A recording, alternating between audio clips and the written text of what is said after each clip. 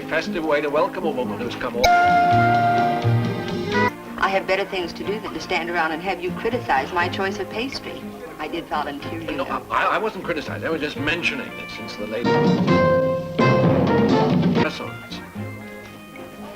Medic. More punch. Don't get your hopes up, Mr. Kaufman. It's only 2% alcohol. Do me a favor, will you skim off the 2% and pour it in the glass? Well, what do you think of all the excitement that you and Pete have caused? Wouldn't it be interesting to begin an exchange program for teachers? I must have been out of my head when I agreed to it. You love the idea, and you know it. I liked the idea. Liked. That was before I had to wade through 30 pounds of government regulations in triplicate yet. Cheers. Don't worry. It'll be worth it. Mrs. Hughes sounded fantastic from her letters. Well, everybody, here she is, Mrs. Dora Hughes. Let's start with... Oh, Liz, I'd recognize anywhere. My dear, you're exactly like your letters. Seymour Kaufman, I'm the one in triplicate. Welcome. Oh, yes, dear Mr. Kaufman. Gently, gently. You've been a darling about the whole thing. Oh, I knew I was going to love it. Let's start with... Lloyd Hollis, Chairman, English Department. An unknown quantity. Tell me all about yourself, Mr. Holland. The English is supposed to be cold and aloof. She just blew their image. She's a very warm and open woman, isn't she? Mm-hmm. I don't think Hollis and Miss Price are... You've been a darling. Some of the teachers are going to take to her.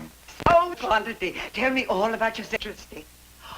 And I want all your opinions about American morality, Miss Price. For instance, do you believe in premarital relations? What do you mean exactly? I think you better get over there before she tells her exactly. Oh, Mrs. Hughes, excuse me. How would you like to have dinner with Liz and I tonight? Oh, how lovely. But no way too fancy, love. I'm not really dressed. Oh, no, just a little out-of-the-way place I discovered. Liz's place. I'm so happy everything worked out. You're finally here. I never would have managed it if it hadn't been for you two darlings pulling for me at this end. I do appreciate it. Lovely. But no way too fancy. Domestic. Oh, I'm sure I shall. Who knows? I may want to stay on a little longer. Of course, I would have a little trouble getting around your immigration laws if I did. Well, you could always marry. Domestic. Oh, I'm sure I shall. Oh, what's Seymour getting around your immigration laws? Seymour? Mr. Kaufman. Oh, please forgive me. I call everybody by his first name. It was the way we did it at our school back home. Everybody was on a first-name basis with everybody else, students and teachers alike.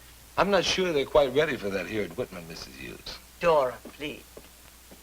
Well, Pete, what happens at one school can happen at another. A school is a school, whether it's in England or America. Not necessarily. But that's one of the reasons you're here, isn't it? To show our students there are many ways to do things. And you've got so much to give. I could feel it even in your letters. You have such enthusiasm for teaching. Well, there's nothing like it, is there? The burst of excitement you feel when you know you've made contact, awakened something. Oh, please interrupt me. I'm talking about my favorite subject again, love. Ours, too. You know, Dora, Whitman isn't the most progressive school in the world, but I think you'll find it interesting teaching here. Interesting. I'm sure I'll find it fascinating. I'll show you to your room, Mrs. Hughes. Now, you must remember when the bell sounds, that signals the end of the period, of course. Now, don't forget, in your creative writing class, the seating plan is already posted. Now, the attendance sheets are to be initialed, but not signed. The health slips are to be signed, but not initialed. And on these pink duplicate registration blanks, you must make sure it goes through the card. Oh, aren't students amazing? Give them different accents and they could be the same ones I just left in Chelsea. Mrs. Hughes, were you listening? Oh, yes. Sign. Initial. Oh, yes. Initial, sign, go through carbon. Oh, well, here we are, room 312. Thank you so much, Lloyd. Good morning, everybody.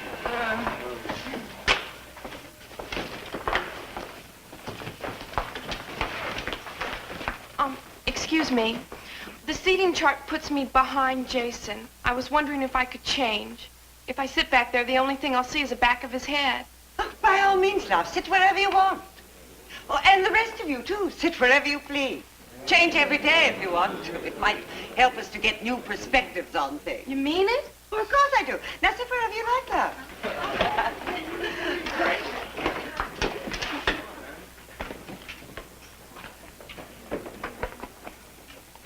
As long as you'll be happy. Now, is everybody happy? Good. I'm Dora Hughes, and if it's all right with you, let's not start right in with all that calling out of the names business. It's far too impersonal. In time, I'll get to know what your names are and who you are. Yes? You're, Helen Loomis. Mrs. Hughes, if you don't know our names, how can you take attendance? attendant. Oh, dear, yes, that was that blue sheet here, wasn't it? Now, where is that? All right, then. Is everybody here who is supposed to be here? I think so. Good. Attendance done. Oh, yes, you're, Rhoda Zagor. I left my notebook in my locker. Could I go and get it? You know, for when you give out assignments. Oh, I'm not going to be giving out any assignments in this class, Rhoda. No, I'd much rather have us just talk to each other about writing, about ideas, about words. And when you feel you want to say something, well, work it out on a piece of paper and show it to me. But I don't understand. You mean there aren't going to be any rules in this class? Not at all. There are two rules. First, I don't want any more talk about rules. And second, only show me the writing that you like yourself. Now, I don't care what it is. An essay, a short story, a sequel to War and Peace, some poems. Poems? Apparently, love, you don't think poetry has a place in your life. It don't exactly turn me on, neither. I see. Poetry was perfectly all right way back in the 18th century someplace for someone who... Excuse me.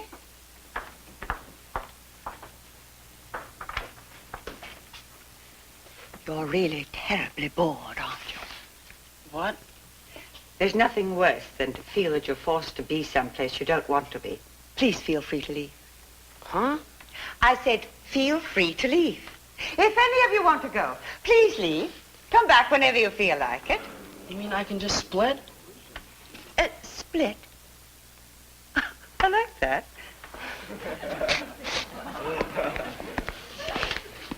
Now then, where were we? Oh, yes. I know, we were talking about poets being hopelessly out of date and old-fashioned. But are they? You know, I'll bet you've memorized a lot of marvelous poetry. Teacher, you have the wrong man. Hello, darkness, my old friend. I've come to talk with you again. Because a vision softly creeping left its seeds while I was sleeping. And the vision that was planted in my brain still remains. Within the sound of silence. But that's a song from Simon and Garfunkel. Right. Simon and Garfunkel, Lennon and McCartney, Jim Webb. Well, they're all craftsmen with as much genius as the poets that we're going to be talking about. Now, take the phrase, the sound of silence. Yes, sir. I always wondered about that. I was never sure how silence could have a sound. That's the point of the whole thing. See, even though there's sounds all around us, there's no... Communication? Right. Everybody's talking and nobody's listening. So it's actually the same as silence. Mr. Kaufman, all the first period kids are still in her room. And the second period kids are jammed up in the hallway 2 and 3 deep. It's impossible. Hollowed out. Oh, that's perfect. Like the hollow sound in the phrase, all the lonely people, where do they all come from? Excuse me, Mrs. Hughes. Folks, we seem to be having a little trouble with the bells today. Would you all go to your next class, please? Now, darlings, think of Eleanor Rigby. Think if you know any Eleanors in your life. All right, folks, come on in. Take your seats. Let's move along, please. Mrs. Hughes, Yes. may I speak to you a moment, please? Oh, certainly. Yes. Coming. All right, let's move along, folks. Move along. We're not going to get an education in the halls. Oh, Let's the go. lonely people. Where do they all come from? What a haunting phrase that is. Yes, well, we must get together and discuss the relative merits of song lyrics one of these days, Mrs. Hughes. But right now, I'd like to know about all these students that were piled up in the hall. Did you hear the bell? Well, I suppose I did. But we were onto something really stimulating. I thought that was much more important. Oh, it's wonderful. Mrs. Hughes, I know you're accustomed to a different system than we use here, but bells are very important in a school this size. Please try to observe them. I will, Seymour. Yes, well, all right. Mr. Kaufman. Oh, yes. We also send in attendance sheets. Yes, attendance sheets. Small thing. And moreover, we have a lesson plan which does not include the Beatles, Mrs. Hughes. Dora, please. I have my own lesson plan. The students decide what they feel like writing. Your students decide. That's not what we do here. You should try it then, Lloyd. Did you see? Students can't possibly create anything until they've opened up to the joy of learning. The writing will come. Have you ever really listened to the Beatles, Lloyd? Not if I could help it. I'm not exactly a rock and roll fan. Simon and Garfunkel?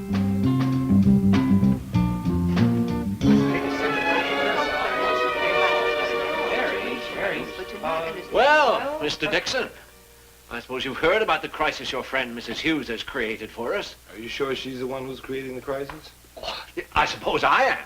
No regard for schedules or regulations, no lesson plan, students jamming the hallways, total chaos. Oh, come on. Don't you think we can handle this situation without falling apart? You know what she calls me? No, what? Lloyd. It could be worse. Listen, I've got to get to my analyst appointment. Is there going to be some kind of a vote taken? Vote? Why should we take a vote? Oh, I thought there was going to be some kind of a vote taken. No, or there's something. not going to be a vote. Mr. Kaufman, we have a very serious problem here. What do you intend doing about it? Listen, just in case there is some sort of a vote here, Yes, Mr. Weisgarten. What? put me down with the majority. Mr. Kaufman, I will say it again. What do you intend to do about this? Hold on. Slow down. Aren't you being a little rough on her? Oh, yeah, of course, you will defend her. You're one of the ones responsible for bringing her here in the first place. All I'm trying to say is, why don't you spend less time talking about her and just a little more time talking with her? I would like to, but who can get a word in edgewise? All right, now, come on, everybody. Now, let's settle down. People are debating. People are talking about voting. Now, let's get one thing straight. A high school is not a democracy. A high school is a benevolent dictatorship. Now, why don't you all listen to your benevolent dictator? Now, give the woman a chance. She's missed a few bells and her methods are a little bit different. But after all, what's she really done? Mr. Kaufman, do you have any idea what happened to room 312? Well, just taking a stab in the dark, I'd say it was still right up there next to 313. No, the class. The entire class is missing.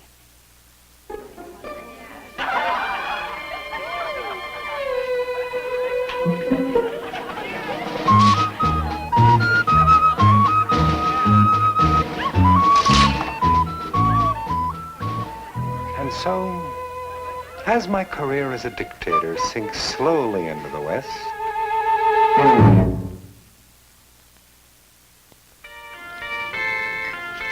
My treat.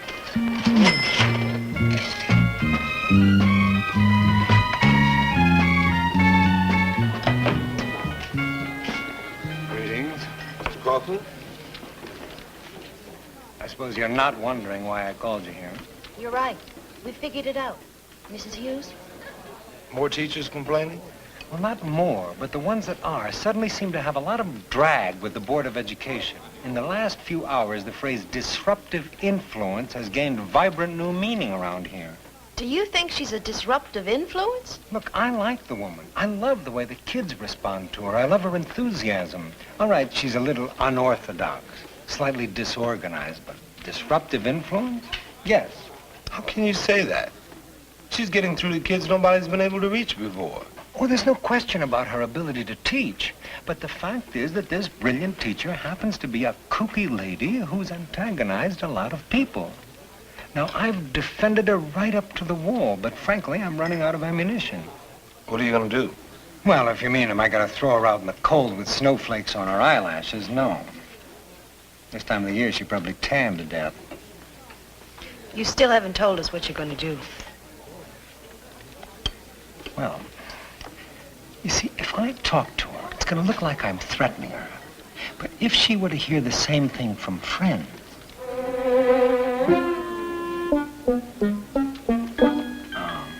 perhaps I'm being too subtle. Let me put it another way. I'm asking you two to do my dirty work for me. Well, I guess we should be the ones to talk to her. Good. Thanks.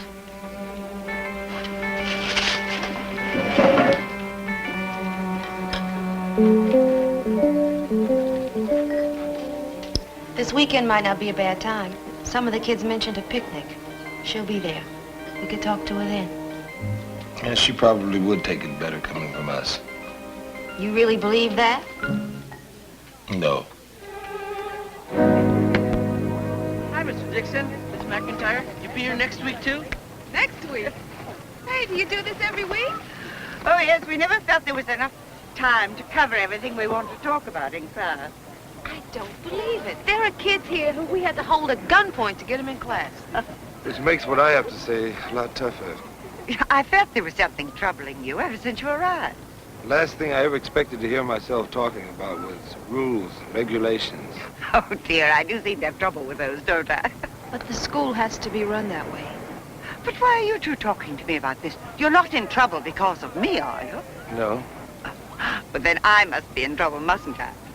But it can't be too serious. In time, they'll adjust to my methods. But there isn't any time. There's already a lot of pressure. I see. Either I change or I go. Is that it? I'm not sure I can change. We're not asking you to change. You're too good a teacher for us to tell you what to do. And there's got to be a way for a teacher as good as you to be able to function within this system.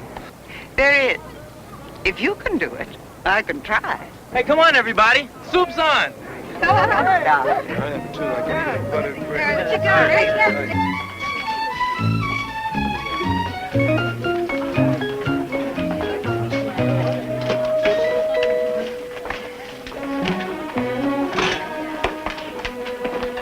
Mrs. Hughes, I finished that thing I told you about. I don't know what else to call it. It's half poetry and half, oh, I don't know what, but it's done. I hope you like it. Do you like it, Ellen? Oh, I love it, but I'm prejudiced. Oh, thank you. Take your seats, everyone. Roger, would you come here, please? Take attendance, please, Roger. Take attendance. Yes, Roger. We're going to start taking attendance? Yes, Roger. Oh, and class, while Roger's doing that, take out your notebooks and take down today's assignment. You mean an assignment? Like a regular, you tell us what the topic is and we write a composition on it? That's exactly what I mean, dear. No talking, please.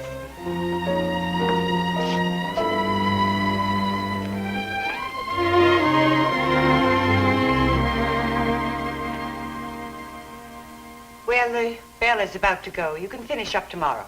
Oh, and class, starting tomorrow, you'll all be sitting in permanent seats.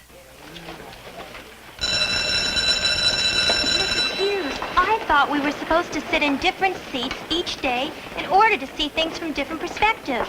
Well, starting tomorrow, you'll be seeing things from one perspective, love.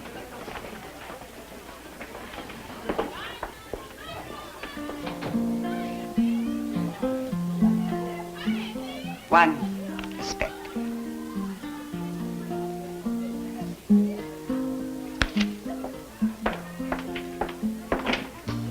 It's hard to conform, they don't know you. If they knew you, would they try? The love in your heart touched a small few. Now you must go. Tell Mr. Kaufman I would like to speak to him, please.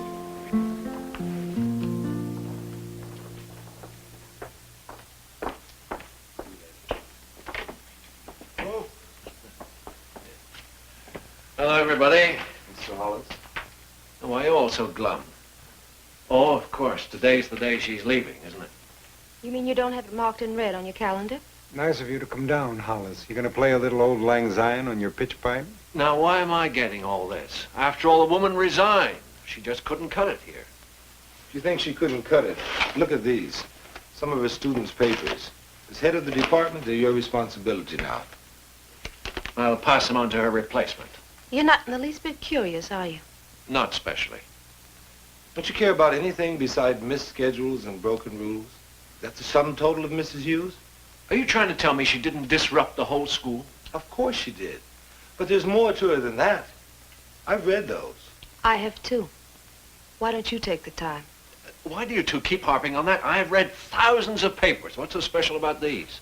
Mr. Hollis, they happen to be good writing. A little undisciplined, sure. A little rough, sure. But they're original. Open, honest. Okay, so she couldn't make it here at Whitman. But there was a creative spark somewhere in that chaos. And it was great to see it happen in the kid's handwriting. How about it? Hello, darlings. I just dropped in to say my last goodbye. Well, Mrs. Hughes, I'm sure I speak for the whole department when I say we're sorry to see you go. My dear Lloyd, why on earth do you say things you don't really mean? You're not sorry at all. You're absolutely delighted that things can return to the status quo, now aren't you? Darling, everybody can't be like everybody else. Now, can they? Wouldn't it be a dull old world if they could? Oh, I see you have my students' papers. Yes. Thought I'd take them home tonight and read them. Really, Lloyd? I said I'd read them. I will read them. I am the head of the department. Isn't that fine? Isn't that just fine? You will write, won't you? I will, Dora. In triplicate. Seymour. Huh? Oh, never mind. Goodbye. Come on.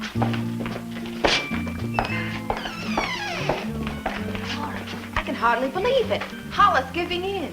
Well, he agreed to read them, that's all. Well, at least that's the beginning. Just a fair glimmer of a beginning, my dear. Oh, such a pity I have a plane to catch. What do you mean? I was just wondering what would have happened if I'd had a little bit more time with him. Let's see, I could have brought the conversation around to attendance sheets. Must go.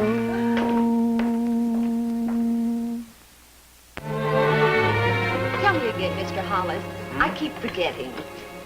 Oh, Mr. Hollis, excuse me. I got the compositions you left on my desk.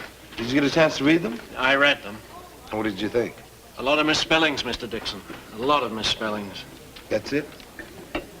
As the lady said, not everybody is alike. That's about the size of it.